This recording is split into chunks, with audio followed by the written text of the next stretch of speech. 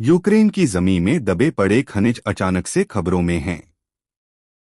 रूस यूक्रेन युद्ध और उसमें अमेरिकी फैक्टर के बीच इन खनिजों की चर्चा जोरों पर है। यूक्रेन अमेरिका के साथ एक बड़े डील के लिए सहमत हो गया है।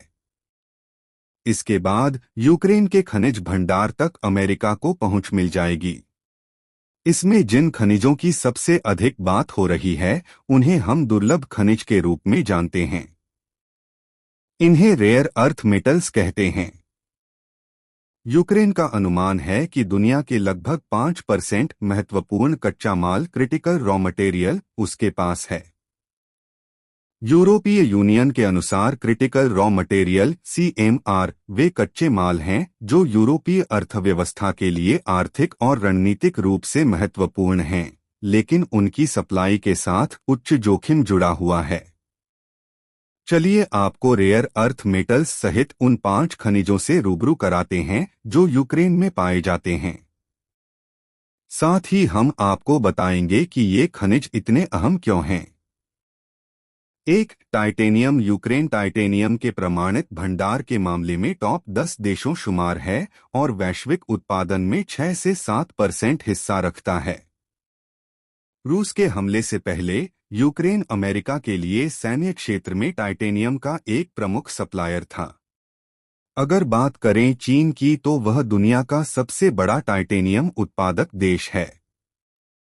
अन्य बड़े सप्लायर देशों में रूस, मोजाम्बिक, ऑस्ट्रेलिया और कनाडा शामिल हैं। इस मेटल की सबसे बड़ी खासियत है कि इसमें वजन के अनुपात में उसकी ताकत बहुत अधिक होती है। साथ ही यह उच्च तापमान को सहने की शक्ति होती है। इन 2 वजहों से इसकी भूमिका एरोस्पेस में बहुत अहम हो जाती है।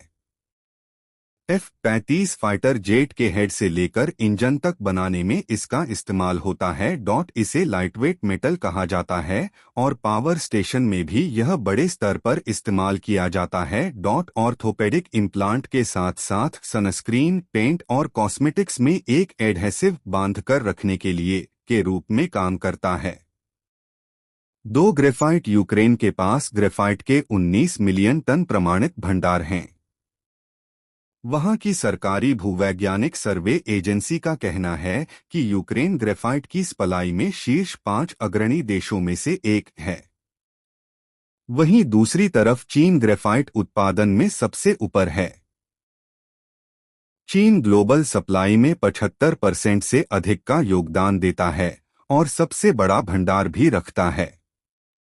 ग्रेफाइट का उपयोग इलेक्ट्रिक वाहनों के लिए बैटरी बनाने में किया जाता है। इसका उपयोग न्यूक्लियर रिएक्टर का कोर बनाने के लिए होता है। उच्च तापीय और विद्युत चालकता कंडक्टिविटी की वजह से स्टील बनाने में इसकी अहम भूमिका होती है। इसका उपयोग इलेक्ट्रिक आर्क भट्टियों में इलेक्ट्रोड के रूप में किया जाता है। ग्रेफाइट के पेंसिल, लुब्रिकेंट और इलेक्ट्रिक मोटर के लिए कार्बन ब्रश बनाने जैसे असंख्य इस्तेमाल हैं। 3. लिथियम। पूरे यूरोप में स्टोर कुल लिथियम का 1/3 हिस्सा यूक्रेन में है। अगर पूरी दुनिया के कुल लिथियम भंडार की बात करें तो 3% यूक्रेन में है। बड़े प्लेयर्स की बात करें तो चिली, ऑस्ट्रेलिया और चीन लिथियम के प्रमुख उत्पादक देश हैं। लिथियम बैटरियों को बनाने में इस्तेमाल होने वाला महत्वपूर्ण तत्व है। इस वजह से इलेक्ट्रिक गाड़ियों के भविष्य भी यह मेटल तय करता है। कुछ दवाओं के उत्पादन में भी इसकी महत्वपूर्ण भूमिका होती है। 4. यूरेनियम। यूक्रेन के पास यूरोप का सबसे बड़ा यूरेनियम भंडार है। यूरेनियम का उपयोग न्यूक्लियर पावर प्लांट और न्यूक्लियर हथियारों में किया जाता है। साथ ही दुनिया भर में इसका उपयोग चिकित्सा, औद्योगिक और रक्षा उद्देश्यों के लिए उपयोग किए जाने वाले आइसोटोप के उत्पादन के लिए किया जाता है। 5. दुर्लभ खनिज। Rare earth metals. यूक्रेन में दुर्लभ धातुओं का महत्वपूर्ण भंडार है। ये 17 तत्वों का एक समूह है जिनका उपयोग हथियार, पवन टरबाइन, इलेक्ट्रॉनिक्स और मॉडर्न टेक्नोलॉजी में महत्वपूर्ण अन्य उत्पादों के उत्पादन के लिए किया जाता है। ये धातु अधिकांश हेवी मेटल होते हैं। हेवी मेटल्स होने की वजह से इन धातुओं के खनन के लिए बहुत केमिकल लगते हैं। इस वजह से भारी मात्रा में जहरीला कचरा निकलता है और इससे कई पर्यावरणीय आपदाएं होती हैं।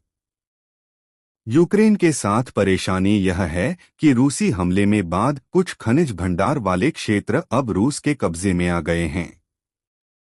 यूक्रेन की अर्थव्यवस्था मंत्री यूलिया स्विरिडेंको के अनुसार 350 बीएन 277 बीएन के संसाधन अभी रूस के कब्जे वाले क्षेत्रों में हैं। डेली अपडेट्स के लिए चैनल को लाइक एंड सब्सक्राइब करें।